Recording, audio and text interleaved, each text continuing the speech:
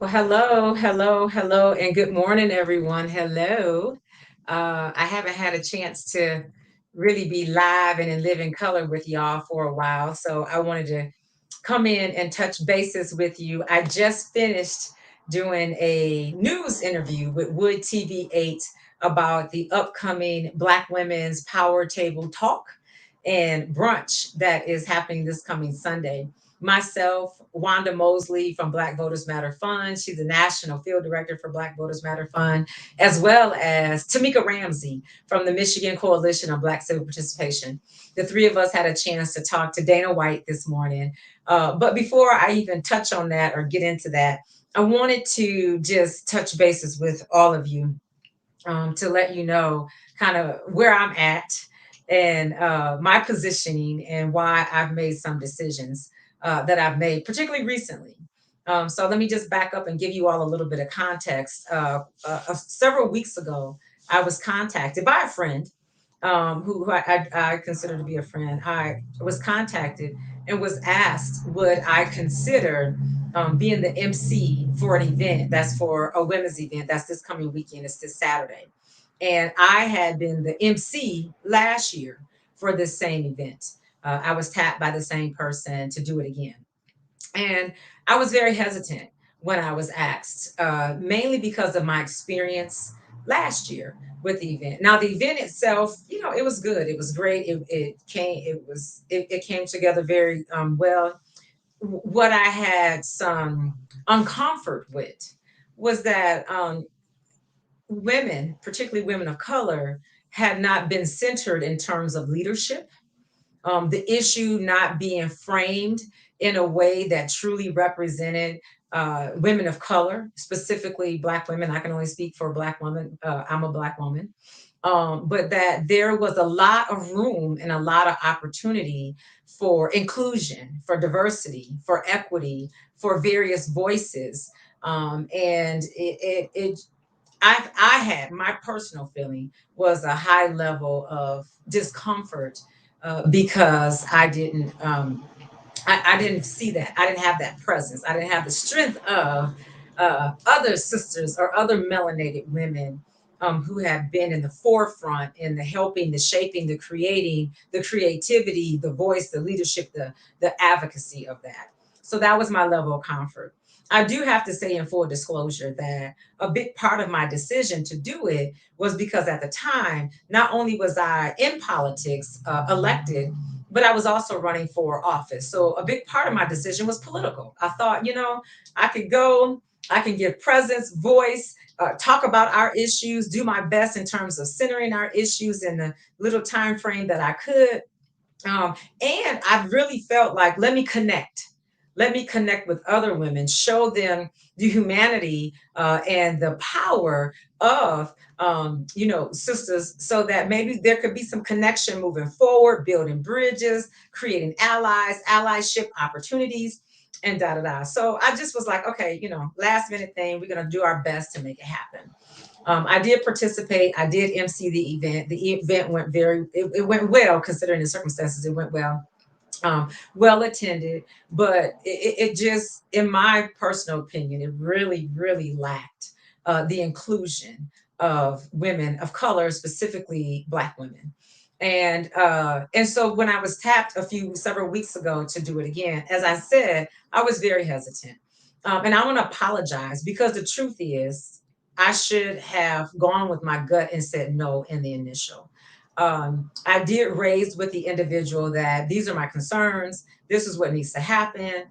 We need to be in the forefront. And I also was very clear that I did not have the time to get in to help organize, to lead the da da da, mainly because of my work schedule and my travel schedule. I traveled for several weeks straight, pretty much the entire month of September. That being said, I just went into this hoping that the things would come together like they should so that everybody could have voice, presence, have a perspective, could lead, organize, strategize, and implement what could and should be a national, local, state event to raise the voice and concerns of women, particularly around legislation that is attacking women, our bodies, our rights, our right to choose, our right to access to health care in an adequate way. So it's an issue that I, just like many other people, black, white, brown, whoever, that are really concerned about. And so as we were moving forward, I was privy to a lot of the conversations that the organizing group were coming into, and the debates and this and that. And there was a point where there was talk about, there was some folks who were saying, we got to be more inclusive, we got to do this and we got to do that. And where I really had a hard time with, instead of the group reaching out to more women of color, reaching out to more people that truly represent and live the LGBTQIA plus um, population, uh, what happened was a statement was developed, a statement was drafted, and the statement was pretty much saying, we are intentional about, uniting with other women so that they can come together and march with us and do this and that or whatever. I was disheartened at that, because as I shared with the organizer, is a statement is just words. What we need is real practice. What we need is people who are truly intentional about centering us, bringing us in at the forefront. We should have been Black women, Hispanic women, LGBTQIA plus individuals should have been at the table. The table should have been set in the forefront in a manner where it was inclusive, that folks with an equity lens, people with anti-racism training and techniques could have really helped to make this be a broad, beautiful event that really encompasses how this issue of abortion and reproductive justice as a whole impacts all women, regardless of race, regardless of their sexual identity. That's what I hope for. That's what I have wanted. And so, as things progressed, I was having a hard time realizing that was actually happening. And so, fast forward, what happened was, in the process of all of that, I felt unsafe.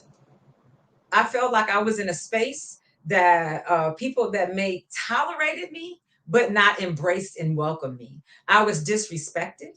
I was attacked. I was it was humiliating. It was stressful. It was traumatic. And I said, no, I'm not going to do this anymore. I can say that, it was one individual who I believe she was very intentional about being divisive and attacking and super aggressive. However, there was no one in the group that was really able to hold that individual accountable. And at that time, I'm like, look, I don't have time for this. I don't work for y'all. I don't owe y'all nothing. And I'm not going to do anything that's going to make me feel unsafe, unwelcome, and unprotected. And so I resigned as the MC for that event this weekend. I resigned because the truth is, as I began to evaluate and ask questions about what is this and what all does it encompass and who is it, and learning who was and who was not and this and that, it just did not represent my core values and beliefs. It did not honor what I have tried my life to live up to advance the struggle that my ancestors fought and died for, that shed blood for, that have really broken ground to make way for people like me, for women like me, to have voice, to be empowered, to be in leadership positions, to try to affect change. I just felt like I couldn't do it. I didn't want to do it. I'm not going to do it. And so I wanted to be clear with you. And I wanted to come forward and share this with you, because I don't think that this is an opportunity to bash anyone or to point the finger. I'm hoping that this could be an opportunity, that this experience could be the catalyst or the learning experience that can bring more groups together, particularly women, around issues that are critical to us. And so I want this to be an opportunity to let other people know, especially other melanated women, to know that you are valued. You are loved. You are so super dope and phenomenal that you don't have to decrease yourself. You don't have to be in a space that is not a healthy space for you, thinking that you're going to be able to accomplish the greater good. I didn't think that it was going to be able to accomplish the greater good. I didn't want to represent something that was not fully representative of me and who I am and my beliefs, my core values, and what I have worked very hard for, not just as an elected official for the last 13, 14 years in this community, but as a resident, a community activist, a mother raising Black children and grandchildren in this community, that we deserve access, opportunity to be treated with decency and respect. We deserve to lead. We deserve to have our voices amplified. We deserve to have fairness and justice just as everybody else has. And that's what I want to work towards. So, that being said, I wanted to stand in my truth, my own truth of who I am, Stephanie Williams, what I do, and what I endeavor to do going forward. That I am here to really be able to have strong relationships that are based on reciprocity and respect. And I really want to work with individuals who are super intentional about coming together, for the advancement of all individuals and not just for a select few. That's what I endeavor to do. I'm not saying that, that's on everybody else's agenda, but what I am saying is that that's what I'm holding my space for. Those are the spaces that I want to be in. And until that happens, I have to create my own space. And so that's what I did. I started reaching out to other women, because I was trying to say, hey, there's this event going on. What y'all want to do? Let's show up, show out, and da da da. And what we realized immediately was that what we want to do is we want to build power. We want to be in a place, in a position to build power for ourselves and for our community. And what are the best strategies to do that? Having voice and leadership, identifying the issues that are most critical to us, and then coming up with a plan so that we mobilize, so that we can strategize, so that we can come together in a real meaningful way to affect change. Because at the end of the day, if we're not changing, dismantling the systems that we are dealing with, then we're not going to be able to do what we need to do, and have real equity and justice. So I wanted to just share with y'all my experience. I want to dive a little bit deeper and talk to you, particularly about the woman who was very aggressive and very attacking, who attacked me in this situation. I'm not going to name her specifically. And I'm not going to just zero in on her. I want to make it be a broader context, because what happens to us is that we we pretty much, what we do is we try to narrow down and limit things to, oh, it's just a personality issue. Such and such doesn't like somebody. Oh, she's just mad because she didn't get her way. And it's much deeper than that. So that's what we're going to dive into, y'all, right now and talk about. So at the end of the day, as the MC of the event, I was asked to, MC the event, make sure that the flow was good, the energy was high, and that everybody had a good time. But most importantly, the issues were amplified around abortion, and which I had no problem doing. Was super excited, awesome. I was also responsible for introducing all of the speakers that were coming and all of the entertainers as well. Okay, no problem. So as the group began identifying who their speakers and entertainers were, they began developing a list, and the organizer of the event was sharing the list with me. I'm like, okay, fine. This is y'all event. I'm not telling you how to do your event. Do you? Do you? And I'm going to do my very best as a professional, as a leader, as someone who is intentional about representing my own brand. I'm going to show up professional, intact, be more than professional, and honor the role is that I accepted to do. Well, this individual, she ended up saying that she felt like she did not want me to introduce a state representative, the state representative for the 60th district here in Kalamazoo. She wanted another white woman to introduce the state representative. So basically, what she said is, you let her do all that other stuff, but I want the state representative to be introduced by someone else. I took great offense to that. One is because she implied that I did not have the professionalism, the tact, the decorum to do my job as a whole. She also implied that there was some type of, I don't know what she thought was there. Um, and she totally attacked my credibility. And she had already started in on some stuff even before then. There was some information that was shared that wasn't edited, wasn't corrected. And I mean, she was brutal. She was really brutal. It was a traumatic experience for me. And mind you, now we're in a group with a whole bunch of other people in a group, and conversations are being had, and things are being typed and put in, and da da da. And so at the point that I felt unsafe, I acknowledged that I was unsafe, and I was like, okay, I'm done. I'm not doing this. I'm not doing your event. I already had so much hesitancy and so much fear and intrepidation that I was like, okay, enough. Enough is enough. And what I really want to get across to you all right now is not the fact that this woman, who happened to be a white woman, felt that no one asked the question. No one asked the accountability question to this woman. Well, why do you think a black woman with the history, with the professionalism, the ability to be a leader, we already know that she can MC events because she did it for us before. Why do you think that there's a possibility that this woman would not or could not uh, introduce her very own state representative, somebody that is here to represent her, her community, her culture, her issues, and everything? No one asked the real question. And that is really what troubled me the most. And I want to talk to you a little bit about what that answer probably could have been.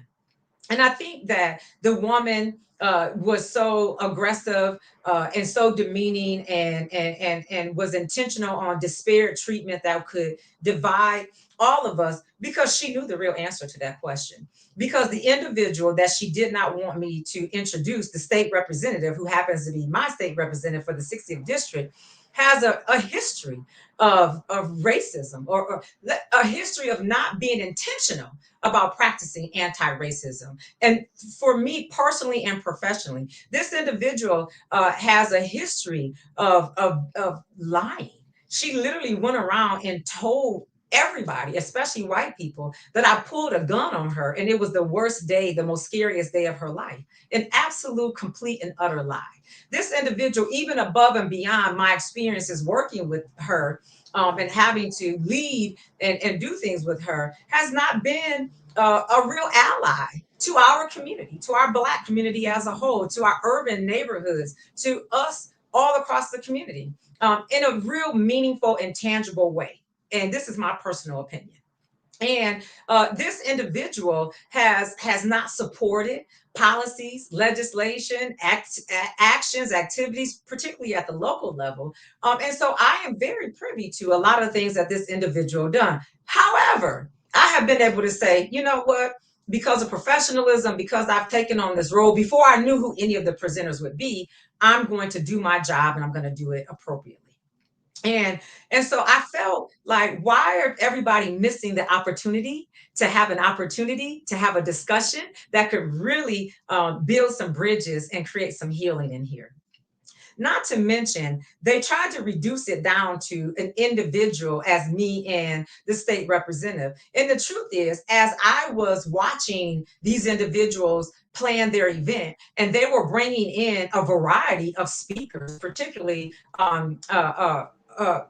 elected officials that are white, many of them that I had worked with before, had even voted against reparations, an issue that is super important to the Black community, to indigent people of color community. They brought in individuals that had been not supportive in a tangible way to trauma-informed practices, particularly how we weave that into government and into the communities and neighborhoods that we serve. They were bringing in individuals that have just not been a good ally when it comes to us, to Black, indigenous people of color.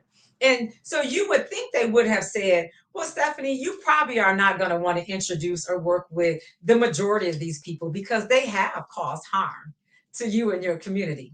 Yet they wanted to just reduce it down to an individual conflict, or what was perceived to be an individual conflict. I can tell you, I have been nothing but professional and courteous to all of these individuals. Although we have different opinions, although we have things that we have not in common, there's some things that we do have in common. And I will, for all practical purposes, find a way to work with everybody. Not everybody finds a way to work with me or the people that I serve. So we're always at the point where we're trying to fight, to have space, to be in a space, to lead, to advocate, to voice our issues, our concerns. And yet it's easy for other people to either exclude us or not to welcome us into their spaces. And that's what I no longer will tolerate. I'm not doing that. I don't have to do that. And I want to say to my brothers and sisters, do not allow anyone to inflict trauma or harm on you as you are doing good work, great work, because you don't need those folks. We go and we work together and we find the allies that truly support us, and are great allies to us. So that being said, I want you all to begin having conversations about, as we're talking about equity and social justice, as we're talking about women's rights, we're talking about reproductive justice, that this is a time that we come together as a community, particularly as a black community, inclusive to all of our brothers and sisters, to have discussions about anti-racism work, anti-racism training. How does that really weave into everything that we do? Center that into everything. People want to say, oh, it's not always about race. It is. Every morning I wake up black and a woman. And every day I deal with issues of race and gender. So it is about race. It is about gender. So it may not be for you, but it is for me. And if you can't see that, if you can't embrace that and welcome that, and hold space for that, then that's not what I'm trying to do. So I wanted to be very clear about where I'm at and what I'm doing, that I do not want to cause harm, or I do not want to bring down the efforts of people who are believe that they are well intentioned, that they're doing good and they're doing the right thing. Hey, do you? I'm not telling anybody how to do anything. I'm just saying for you to protect my peace, my space, my uh, what I endeavor to be, that I can only be in spaces that are welcoming, inclusive, that allow, promote, support leadership, and people like me to be at the table, at the forefront, to bring leadership to issues that are most critical to me. Just like abortion, reproductive justice, protecting my right to vote, having access to economic development and prosperity, shared prosperity, making sure that I we can have a safe, healthy place to live, maintain home ownership, own jobs where we create wealth and legacy for our families and our community. Those things are super important to me. Make sure that we have access to training and opportunities to be able to work and lead in spaces, to be able to be promoted and supported, to not have to deal with microaggressions and racism and oppression, and not have to continue to be traumatized by people who don't care. So that's where I'm at. I'm not doing none of that. Not at home, not at work, not with local people in the community that want to organize events. If it's not real, if it's not impactful, and if it's not inclusive, if it's not coming from a space of equity, then I'm not doing it. Kudos for you. Do you boo? But I can't do it. So I hope that you all do ask the questions about, where are the sisters, Black, Brown, Asian, Hawaiian? Where are the melanated sisters? Why are they not here? What are you doing to be intentional about living up to the statement that you are sharing with the media and with the world? We see that this effort that's happening nationally, if you look, especially on social media, on all these event pages, they continue to struggle with diversity, inclusion, and equity, organizing events, advocating on things, coming up with plans, programs, and this and that. They are struggling across the country. So this isn't just a Kalamazoo issue. This isn't just Stephanie versus the state representative, or Stephanie versus, this is universal all across the board. And so we need to look at it from that more broader lens and add that context to it as we continue to do this work. Anything short of that It's a disservice, it's disrespectful, and it's a disjustice to our overall community.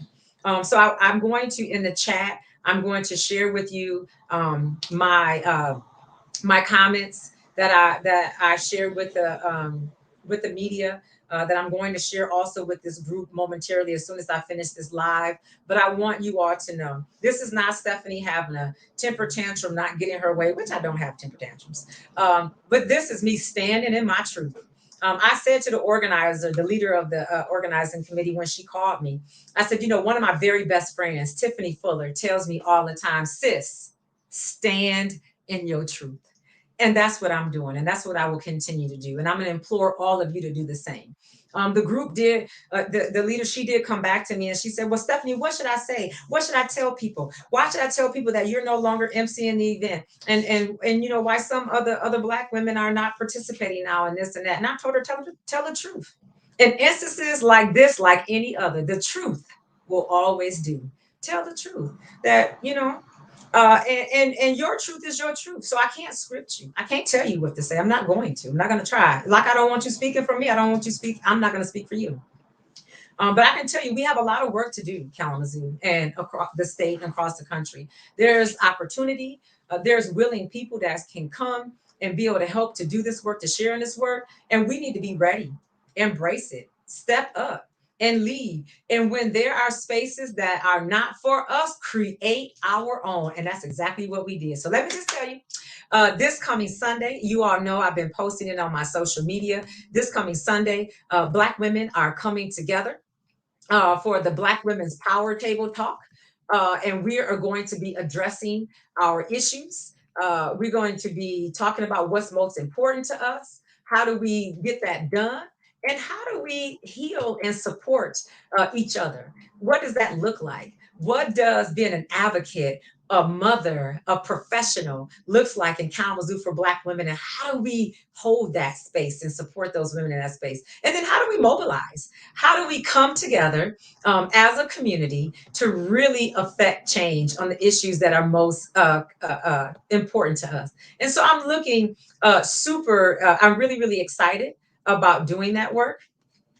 Mothers of Hope is hosting this event, and actually through our partnerships with Black Voters Matter and the Michigan Coalition on Black Civic Participation, and uh, all of the um, all of the groups that are individuals that are coming together. You don't have to be a leader, so-called, or activist to join and be a part of this. You don't have to have a title or things behind your name. This, if you wake up Black every day and you are activist, you're gonna have to deal with issues like I said earlier, just because of the melanin in your skin and the gender that you identify with. And so I want to encourage, invite, implore Black women to come together, sign up. There's a registration link, sign up to register. Space is limited. The event is free. Brunch will be served, catered by Miss Patricia Davis of Davis Delectables and Design, and our very own Chef Mac, Eric Bowen. And so we want to really get together and do great work together. And we're going to continue that work with this Black Women's Power Table Talk. We coming to build top power. We're not coming to perform. We're not coming to entertain. We're coming to figure out how do we build power, especially locally, that rises up, that lifts up Black families, neighborhoods, and communities. How it lifts up the urban community. How we're actually advocating and centering and supporting individuals who are great allies to us and to our work. So I will be coming back with another live with some of my friends to talk more about the Black Women's Power Table Talk and Brunch that's happening this Sunday at 1 p.m. And if you got questions for me, comments about the issue I brought forward about standing in my truth, please, let's talk about it. Let's create a space and deal with the issues and push back. It's okay to push back, not to be aggressive and disrespectful and disparate, but to really have conversations about where we are, who we are, and where we go from here. I'm here for all of that. So if you're in it for that, hey, call me. I'm willing to do it. Comment, like, share, click on, engage in this work, and let's talk. Let's talk about it. And again, I'm not settling. I'm not giving all of me to people who don't like or appreciate me. I'm not giving any of me to efforts that are not centering the essence of what I represent, what I believe, my core beliefs and values. I don't have to. There's nothing, I don't have to. So please, I'll put, like I said, I'll post the links and stuff in the chat. I'll put the event flyer up and everything. Join us, join us, join us. If you wake up Black, you identify as a Black woman, come on, join us. We're going to eat, talk, strategize, and build power for sisters in Kalamazoo. I look forward to seeing you all. And there's a lot of lessons in all of this to be learned. I don't want to stay on the live too long, but I want to talk, I will share with you a lot of my experiences working, organized in the community, working in local government, city and county, working with other groups, agencies, and there's a lot to be heard. And so, yeah, let's do it. Let's come together and let's do it. Uh-oh. All right, you all, thank you. I got to get to work. I got like 2, 3 day jobs. So thank you for taking some time to tune in with me. Thank you for sharing your comments, concerns. My text messages is going crazy, but we will stay in touch. Spreading Black love, Black joy, Black power from a dope Black educated queen. Hey, power to the people. Talk to y'all soon. Bye bye.